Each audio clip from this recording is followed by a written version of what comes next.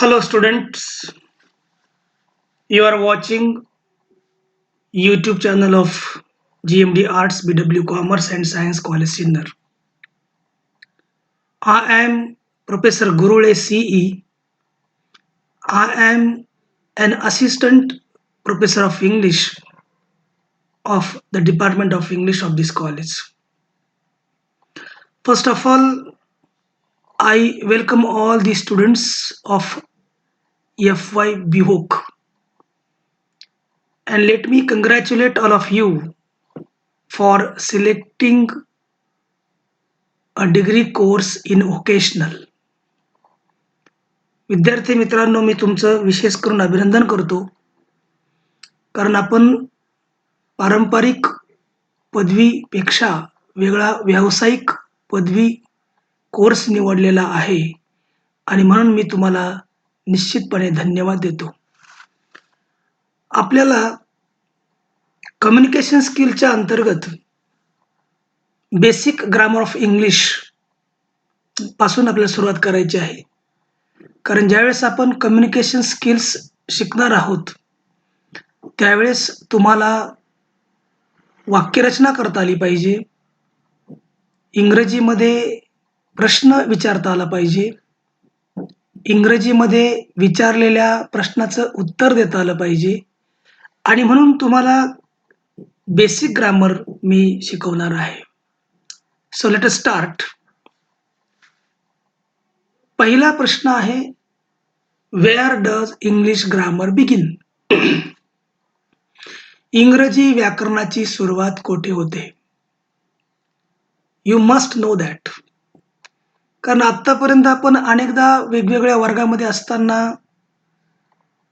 इंग्रजीचं व्याकरण शिकला आहात, परंतु नेमकं ते जे व्याकरण आहे ते नेमकं आलं कुठून, त्याची सुरुवात कुठे आहे, हे मात्र आपण समजावून घेण्याचा प्रयत्न केलेला नसावा. आणि म्हणून आपण बेसिक ग्रामर ऑफ इंग्लिशची सुरुवात अशा पद्धतीने करीत आहोत. मला वाटतं मी बोलत असताना तुम्ही बघितलं असेल की where English grammar begins. English grammar begins with three main helping verbs, that is called auxiliaries. विद्यार्थी मित्रांनो, तीन मुख्य सहाय्यकारी क्रियापदे. सहाय्यकारी क्रियापदे असा शब्दप्रयोग मराठीमध्ये आहे. मराठी व्याकरणामध्ये सहाय्यकारी क्रियापद असा प्रकारच नाहीये. Helping verbs, auxiliaries. आपल्याला चर्चा करायची आहे की यांना सहाय्यकारी क्रियापदे का म्हणतात. एकदम गमतीनं सांगायचं झालं तर ते सहाय्य करतात म्हणून ते सहाय्यकारी क्रियापद आहे. Why are these verbs called helping verbs? Because they help. That is why they are called helping verbs. In what sense do they help?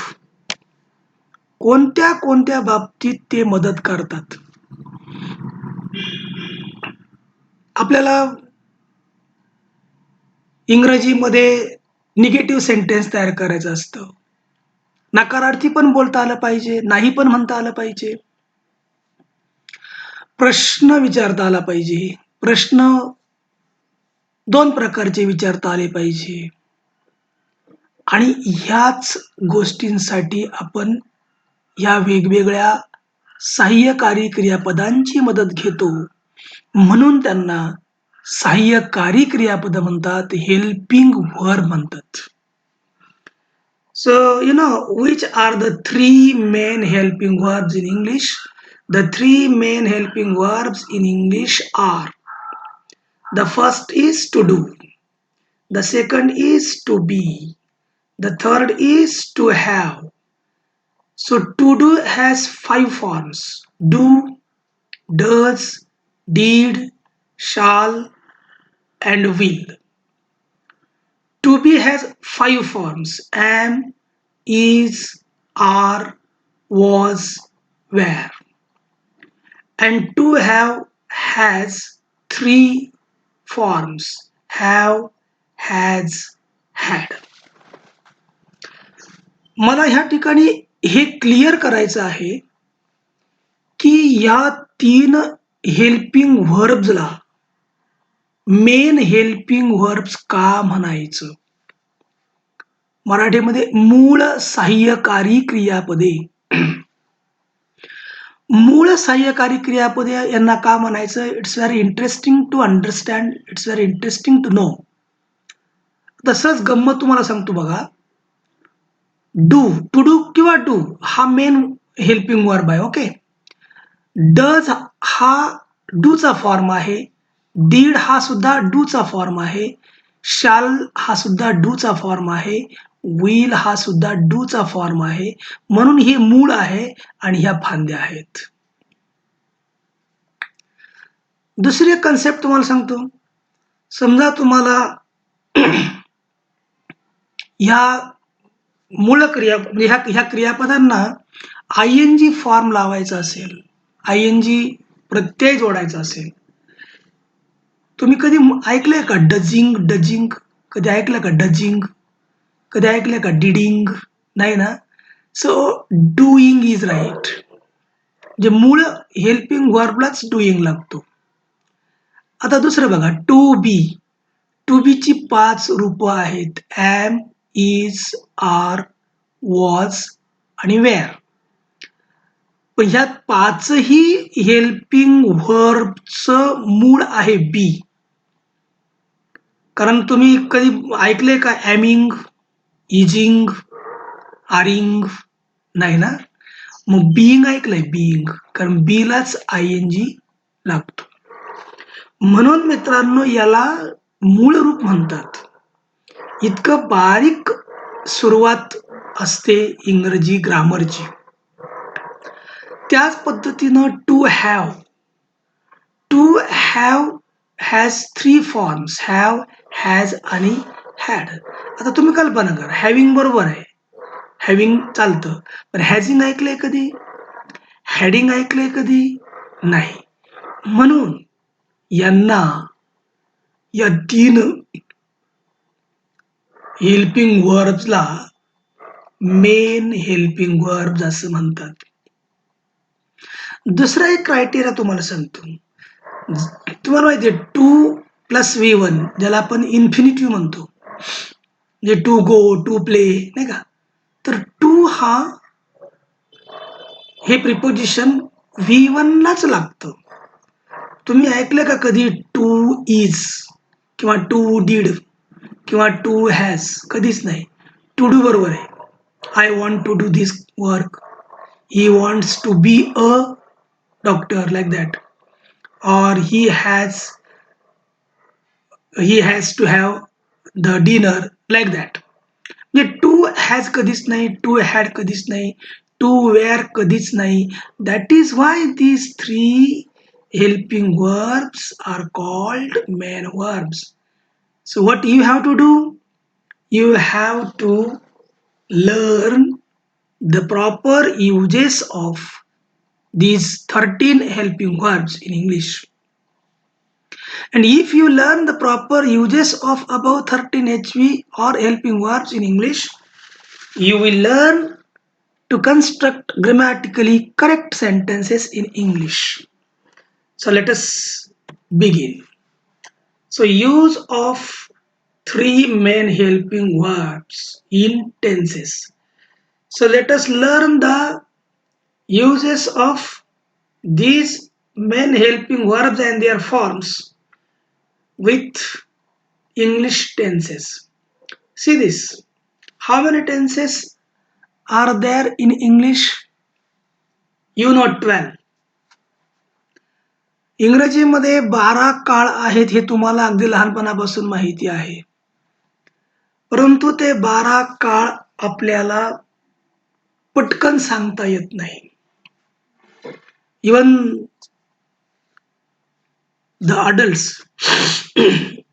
even The students of EMA cannot tell the 12 tenses in a proper sequence. किती सोपं आहे बघा. Main tenses किती आहेत? 3. सब tenses किती आहेत? 4. बघा, main tenses present, past, future. Sub tenses किती आहेत? 4. सिंपल, कंटिन्युअस और progressive, perfect and perfect continuous. मग तुम्हाला बऱ्यापैकी गणित येतंय. 3 गुणिले 4 किती? 12, 12, राईट? हे आहेत 12 टेन्सेस. म्हणजे तुम्ही 3 मेन टेन्स आणि 4 सब टेन्सेस लक्षात ठेवले तरी तुमचे 12 टेन्सेस क्रमानं लक्षात राहतील. मी तुम्हाला 12 टेन्सची नावं सांगतो. Number 1 simple present. Number 2 present continuous और progressive. Number 3 present perfect. Number 4 present perfect continuous. Number 4 simple past. Number 5 sorry number 6 past continuous or past progressive. Number 7 past perfect. Number 8 past perfect continuous. Number 9 simple future. Number 10 future continuous. Number 11 future perfect. And the last 12 future perfect continuous. म्हणजे तुम्हाला काय करायचंय, या प्रत्येक 3 main tenses बरोबर हे जे 4 सब tenses आहेत त्यांचा गुणाकार करायचा आहे. 3 into 4 is equal to 12. Got it? तर हा जो आपला मेन हेल्पिंग व्हर्बचा जो क्रम आहे ना मित्रांनो, तो फार महत्वाचा आहे. बघा, जर आपण थोडंसं मागे जर गेलो, पहिला क्रम आहे म्हणजे पहिला नंबर आहे टू डूचा. ओके. दुसरा आहे, हा पहिला टू डू, दुसरा टू बी, तिसरा टू हॅव. हे लक्षात ठेवा. पहिला टू डू, दुसरा टू बी, तिसरा टू हॅव. आता इकडे बघा, पहिला जो आहे तो आहे सिंपल टेन्स मध्ये वापरल्या जाणारा हेल्पिंग वर्ब टू डू ची रूप. बघा, डू आणि does in simple present. We use in simple present. The did is the past tense of do and does. It is used in simple past. See this, in simple past we use did, and in simple future we use shall and will. So these are the forms of first main helping verb to do, and these are used in these specific tenses. The second is to be. These are the forms of to be. So in present continuous or progressive tense we use am, is and are. In past continuous we use was, were. Was, were is the past form of am, is, are. And in future tense we add be to shall and will, because these are the main forms of to be. त्यातला जो to be आहे ना, त्यातला बी आपण घेतला, शालला जोडला, shall be आणि will be.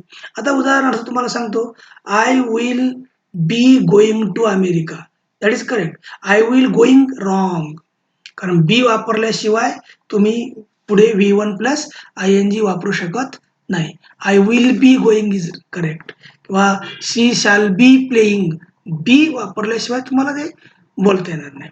आणि नाव द थर्ड, टू हॅव ची रूप. टू हॅव ची रूप बघा, प्रेझेंट परफेक्ट मध्ये आपण वापरतो हॅव किंवा हॅज. पास्ट परफेक्ट मध्ये आपण वापरतो हॅड. फ्युचर परफेक्ट मध्ये आपण वापरतो शाल हॅव किंवा विल हॅव. परत इथे बघा, हा परफेक्ट फॉर्म असल्यामुळे शाल आणि विलच्या पुढे आपण इथे हॅव वापरलेला आहे. मला वाटतं तुम्ही आतापर्यंत अनेकदा शाल हॅव, विल हॅव ऐकलेलं आहे. पण विलच्या पुढे हॅव कसा आला? हे मात्र तुम्ही कधीच बघितलं नाही. कारण हा हॅव जो आहे ना, हा परफेक्ट टेन्समध्ये वापरणारा मूळ हेल्पिंग व्हर्ब आहे to have. That is why we have here. Now last perfect continuous. Perfect continuous हा थोडासा अवघड टेन्स आहे. परंतु याच्यामध्ये वापरली जाणारी जी हेल्पिंग वर्ब्स आहेत ना, ती कशी निर्माण झाली ती जरा बघणं गंमतशीर आहे. तर बघा आपण प्रेझेंट परफेक्टमध्ये वापरतो हॅव किंवा हॅज. म्हणून आपण हॅव घेतला किंवा हॅज घेतला. ओके. आता पुढे काय आहे? कंटिन्युअस. कंटिन्युअसमध्ये आपण काय वापरतो? To be. मग बीचा जो थर्ड फॉर्म आहे ना, तो बीन घेतला बघा इथे. मग आला का been? Have been, has been. कारण हा बीन कोणाचा आहे? कंटिन्युअस साठीच आहे. हा हॅव कोणाचा आहे? परफेक्ट साठीच आहे. म्हणून perfect continuous. The same is the case with the past perfect continuous. Past perfect continuous मध्ये आपण परफेक्ट मध्ये काय वापरतो? हॅड घेतला हॅड. आणि कंटिन्युअस साठी आपण काय घेणार आहोत? बीचं थर्ड फॉर्म घेणार आहे been. That is had been. तसंच फ्युचर परफेक्ट कंटिन्युअस मध्ये आपण फ्युचर परफेक्ट कंटिन्युअस मध्ये काय वापरतो? शाल हॅव किंवा विल हॅव. शाल हॅव घेतला, विल हॅव घेतलेला आहे आणि या कंटिन्युअस साठी आपण वापरतोय बीन. मला वाटतं तुमच्या लक्षात येते ह्या सगळ्या गोष्टी. आता आपल्याला पुढे हे सगळे टेन्सेस अभ्यासायचे अगदी one by one. Simple present, नंतर प्रेझेंट कंटिन्युअस, नंतर प्रेझेंट परफेक्ट, नंतर प्रेझेंट परफेक्ट कंटिन्युअस, नंतर simple past, past continuous, past perfect, past perfect continuous, simple future, future continuous, future perfect आणि फ्युचर परफेक्ट कंटिन्युअस. तुम्ही जर arrow बघितला मी कशा प्रकारे एरो फिरवला, म्हणजे याच्यावरनं तुमच्या लक्षात आलं की हे 12 टेन्सेस आपण अशा प्रकारे लक्षात ठेवू शकतो. Next. So let us begin with simple present tense. मुद्दाम मी असं म्हटलं बघा 1.1 नाही का, त्यानंतर आपण 1.2, 1.3, 1.4, 2.1 तसं करत करत आपल्याला 3.4, 3.4 शेवटचा काळ 3.4 म्हणजे 3 चौक 12, 12 नंबरच्या काळापर्यंत आपण जाणार आहोत. सिंपल प्रेझेंट टेन्सचा वापर कशा करता करतो? नीट ऐका. To describe our daily habits in present time. वर्तमान काळामध्ये आपल्याला आपल्या नेहमीच्या सवयी, त्या सवयींचं वर्णन करण्यासाठी आपल्याला सिंपल प्रेझेंट टेन्सचा वापर करावा लागतो. उदाहरणार्थ मी काय करतो दररोज, तू काय करतो दररोज, किंवा तू काय करतेस दररोज, तो काय करतो. हे सांगताना मराठीमध्ये पण आपण बोलतो बघा, मी दररोज कॉलेजला येतो. येतो ही सवय आहे माझी. किंवा तू चहा पितो, ही तुझी काय आहे? सवय आहे. तो खूप वेळ टीव्ही पाहतो. दीज आर, तुम्ही सुद्धा म्हणजे मी जे उदाहरणं सांगतोय मराठीमध्ये, कारण आपल्या मातृभाषेत कळल्याशिवाय इंग्रजीमध्ये आपल्याला प्रवेश करण्यात मजा नाही. किंवा simple present tense is also used to tell the general truths and events in the nature. निसर्गामध्ये ज्या काही घडणाऱ्या गोष्टी असतात, ज्याला आपण इव्हेंट्स म्हणूया किंवा जनरल ट्रूथ्स, सर्वसामान्य सत्य. उदाहरणार्थ सूर्य पूर्वेला उगवतो, हे सत्य आहे ना. The sun rises at the east. सूर्य पश्चिमेला मावळतो, मावळला वगैरे ठीक आहे कालचा परवाचा, पण तो येणारच आहे ना आज परत. That is general truths. पृथ्वी सूर्याभोवती फिरते, यांचं वर्णन करण्यासाठी सुद्धा सिंपल प्रेझेंटचा वापर होतो. Now to the formula to study the simple present tense. हा फॉर्म्युला तुम्हाला पाठ करावा लागेल. जेव्हा तुम्हाला वाक्य बनवायचे असतील फ्युचरमध्ये, की मला इंग्रजीमध्ये वाक्य तयार करायचं आहे, की साधी गोष्ट आहे की मी सिन्नरला जातो. I go to Sinnar. हे तयार करताना तुम्हाला सब्जेक्ट करता V1 that is verb first, present form. आपण सविस्तर सगळं बोलणार आहोत. पण आता मला बोलू द्या V1 वरती. V1 म्हणजे काय? Verb first. वर्ब फर्स्ट म्हणजे काय? तुम्हाला माहिती आहे तुम्ही आता एफ-वाय बी-एला आहात.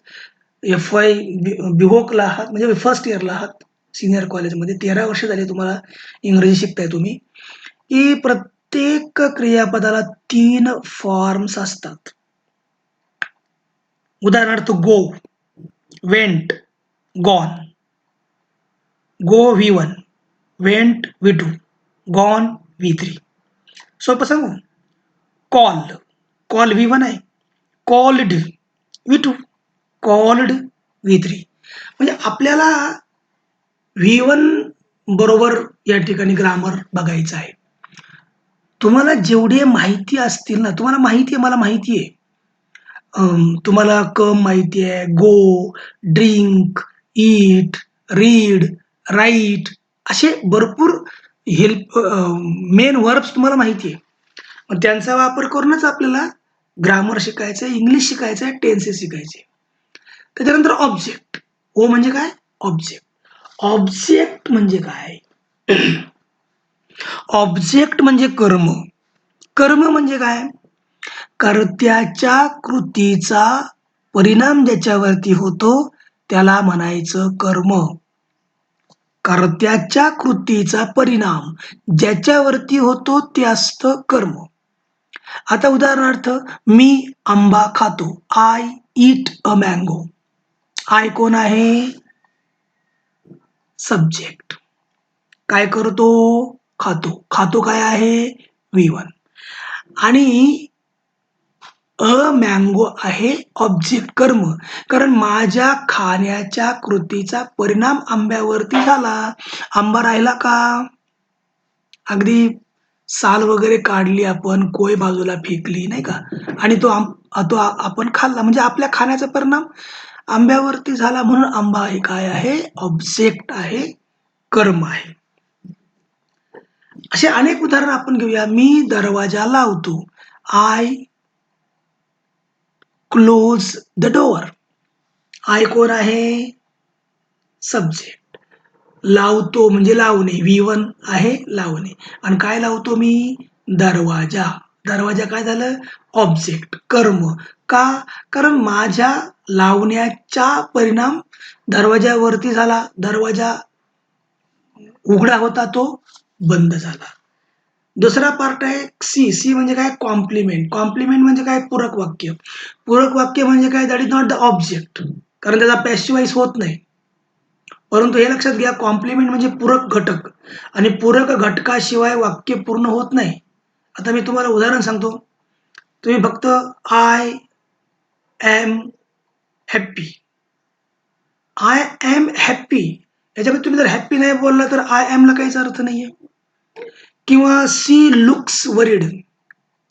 C looks worried. वरीड बोलू नका, फक्त सी लुक्स. ती दिसते. ती दिसते ह्या वाक्याला अर्थ नाही ना. ती चिंताग्रस्त दिसते असं म्हटल्यावर त्या वाक्याला पूर्ण अर्थ होतो. आणि पुढे एपी म्हणजे ॲडव्हर्बियल्स, ॲडव्हर्ब फ्रेज. याच्यामध्ये भरपूर प्रकार आहेत. डोंट बॉदर अबाउट दिस. कारण याच्यामध्ये प्लेस येतो, याच्यामध्ये टायमिंग येतो, याच्यामध्ये ॲक्शन असते, याच्यामध्ये रिझन असतो. मी तुम्हाला एक सरळ छानसं वाक्य बोलून दाखवतो. इकडे बघा. My father comes home at 6 p.m. At 6 p.m. काय झालं? Time. My father subject comes V1 object नाही त्याच्यामध्ये. Home. My father comes home at 6 p.m. अनेक उदाहरणं आपल्याला घेता येईल. तर हे सगळं आपण सिम्प्लिफाईड करूया. सिंपल एवढाच फॉर्म्युला लक्षात ठेवा. S plus V1 plus object plus remaining sentence. Remaining sentence म्हणजे ऑब्जेक्टच्या पुढचं कॉम्प्लिमेंट असू शकतं किंवा एपीला फार महत्व इथे. रिमेनिंग सेंटेन्स मध्ये ऍडव्हर्ब फ्रेज, कारण ऍडव्हर्ब फ्रेज भरपूर प्रकारचे आहेत. आताच मी तुम्हाला टाइम असतं, time indicator, place indicator, action indicator, reason and so on. So first of all let us study what is subject. आता आपण काय विचार करूया? सब्जेक्ट बद्दल विचार करूया. So what is subject? Subject is a person who acts or performs an action. कर्ता म्हणजे काय? आतापर्यंत आपण जो कृती करतो त्याला कर्ता म्हणतात. एवढी साधी सोपी डेफिनेशन पाठ केलेली असेल किंवा माहिती असेल. पण कर्त्यांचे वेगवेगळे प्रकार आहेत. ते प्रकार फार महत्वाचे आहेत. टाइप्स ऑफ पर्सन्स, खरं म्हणजे मराठीमध्ये व्यक्तींचे प्रकार. इथे आपण त्या व्यक्तीच म्हणजे कोण आहेत? त्या व्यक्ती कोण आहेत? सब्जेक्ट्स आहेत. मग टाइप्स ऑफ पर्सन किती आहे? First person, second person and third person. First person म्हणजे कोण? प्रथम पुरुष. सेकंड पर्सन म्हणजे कोण? द्वितीय पुरुष. आणि थर्ड पर्सन म्हणजे कोण? तृतीय पुरुष. आता फर्स्ट पर्सन मध्ये दोन सब्जेक्ट्स आहेत, दोन पर्सन्स आहेत, I and we. Second persons मध्ये पण दोन आहेत, यू अँड यू. आता हा यू पण आणि हा यू पण. हा यू सिंग्युलर, हा यू प्लुरल. आता कसं ओळखायचं एखाद्या वाक्यामध्ये की हा सिंग्युलर आहे की प्लुरल आहे? जसं हा आय सिंग्युलर आहे, वी प्लुरल आहे. इथे एकदम क्लिअर आहे की आय म्हटलं की सिंग्युलर, वी म्हटलं की plural. But what about this? You singular आणि यू पण प्लुरल. मला सांगा, यू कोण असतात? लिस्नर्स. मग लिस्नर्स म्हणजे कोण? ऐकणारा किंवा ऐकणारे व्यक्ती. ज्या वेळेस ऐकणारा एकटाच असेल त्यावेळेस तो यू सिंग्युलर, आणि ऐकणारे दोन असतील, तीन असतील तर तो plural. That is very easy. For example, the mother said to the children. Children plural आहे ना. यू आर ट्रबलिंग मी, त्यातला यू कोण आहे? प्लुरल आहे. समजा the teacher said to a boy, you are naughty, यातला यू कोण आहे? सिंग्युलर आहे, कारण that depends on the listeners. समजलं? आता थर्ड पर्सन. थर्ड पर्सन आहे ही, सी, इट. आणि या सगळ्यांचं प्लुरल आहे दे. म्हणजे बघा, हीचं पण प्लुरल देच, सीचं पण प्लुरल देच, इटचं पण प्लुरल देच. तर हे कसं? अगोदर आपण हे समजावून घेऊ की यांना थर्ड पर्सन का म्हणायचं. हे बघा, मी बोलतोय ना, आय एम टॉकिंग. मग मी कोण आहे? First person. मी बोलतोय ना, बोलणारा कोण असतो? स्पीकर असतो. स्पीकर नेहमी काय असतो? First person. I go to the college, मी कॉलेजला जातो. I work in GMD college, मी जीएमडी कॉलेजमध्ये, दॅट इज आय. किंवा वी आर द टीचर्स, आम्ही शिक्षक आहोत. तुम्ही नाही हा, आम्ही. We are the teachers. We are working for online teaching. We म्हणजे कोण? आम्ही, तुम्ही नाही, हे लक्षात घ्या. हे कोण आहेत? स्पीकर्स. स्पीकर हा बोलणारा असतो आणि हा बोलणारा व्यक्ती स्वतःसाठी नेहमी आय किंवा वी शब्द वापरतो. आणि आम्ही ज्यांच्याशी बोलतो ते कोण आहेत? Second persons. कारण का? तुम्ही ऐकताय ना, तुम्ही ऐकताय म्हणून तुम्ही सेकंड पर्सन्स आहात, लक्षात घ्या. यू किंवा यू. आता तुम्ही जर ऐकत असाल तर तुम्ही कोण आहात? सेकंड पर्सन्स, कारण तुम्ही बोलत नाहीये. बोलणारे आम्ही आहोत, तुम्ही कोण आहात? ऐकणारे आहोत. किती किरकोळ गोष्ट आहे बघा. आय आणि यू मधला फरक कळत नाही बऱ्याचदा विद्यार्थ्यांना. वी आणि यू मधला फरक कळत नाही, नाही का? आणि आता थर्ड पर्सन म्हणजे कोण? ही, सी, इट. गमतीने सांगतो, आपण दोघं सोडून. आपण दोघं सोडून, म्हणजे मी आणि तू. मी बोलतो, तू ऐकतो, आपण दोघं सोडून ज्यांना याच्याशी काहीच घेणं नाहीये ते कोण आहेत? ही, सी, इट. उदाहरणार्थ तुमच्या घरामध्ये तुम्ही ऐकत असाल तर तुम्ही यू आहात, तुम्ही सेकंड पर्सन आहात. पण तुमची आई ऐकत नाहीये, तुमचे वडील ऐकत नाहीये, तुमची आई ऐकत नाहीये. मग ते ही आहेत. तुमच्यासाठी आणि माझ्यासाठी. He is my father, she is my mother and like that. आणि या सगळ्यांचं अनेकवचन ते. They are my parents. ते दोघं पण माझे आई-बाप आहेत ना. ही आणि सी मिळून दे. दे आर माय पॅरेंट्स. भरपूर गोष्टी याच्या संदर्भामध्ये आपल्याला पुढे शिकायच्या आहेत. नाउ सब्जेक्ट व्हर्ब रिलेशनशिप त्याला आपण काय म्हणतो? कॉन्कॉर्ड. सगळ्यात महत्वाचा भाग आहे.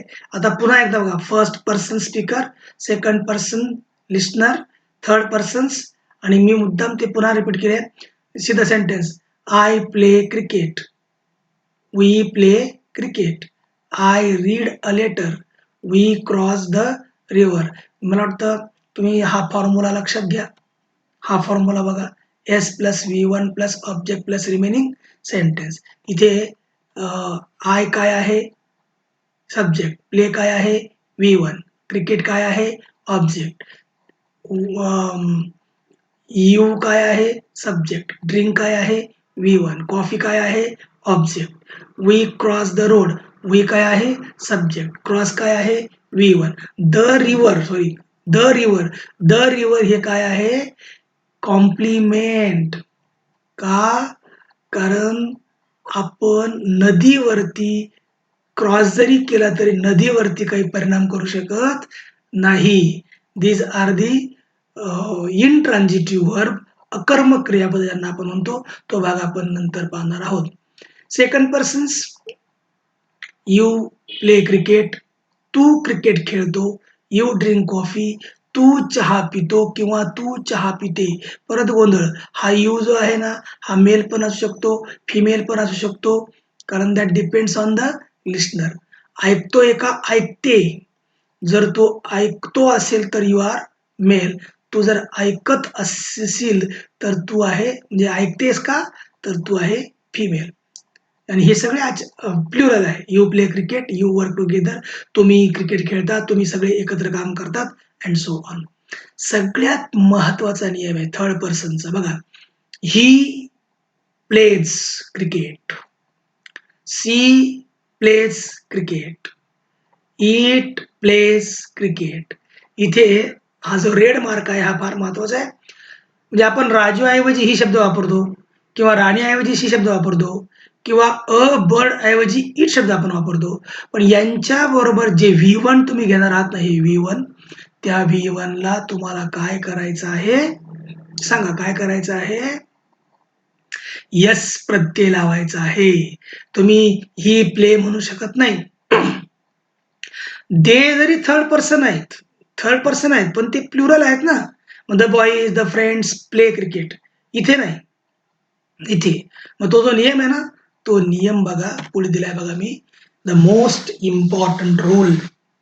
The most important rule is in simple present tense the third person singular subject takes yes or es suffix to the main verb. मराठीमध्ये ऐका. साध्या वर्तमान काळात तृतीय पुरुषी एकवचनी करता. तृतीय बघा. तृतीय हे तृतीय पुरुषी आहेत बरोबर. आणि एकवचनी म्हणजे सिंग्युलर. ही, सी, इट किंवा ही ऐवजी तुम्ही राजू, मधू, माय ब्रदर किंवा सी ऐवजी राणी, माय वाईफ म्हणजे Rani is not my wife पण तुम्ही my wife, my sister, my brother असं म्हणू शकता. इट ऐवजी अ बर्ड किंवा a donkey, an animal, TV, etc. पण यांच्या बरोबर येणाऱ्या मूळ क्रियापदाला म्हणजेच V1 ला एस किंवा एस सफिक्स लावावा लागतो. That is the very important rule. Let us study the following sentences. He run fast हे रॉंग आहे. कारण रनला काय पाहिजे? येस. He runs fast. किंवा तुम्ही म्हणू शकता काय, Raju runs fast, Kavita runs fast, his uncle send him money. हे रॉंग आहे, हे रॉंग आहे. This is the symbol of wrong. Send नाही, काय पाहिजे, सेंड्स, कारण his uncle sends him money. Savita sleep at 11 o'clock, हे सुद्धा काय आहे, रॉंग आहे. What is the correct, Savita स्लीप्स at 11 o'clock. Got it. Thank you.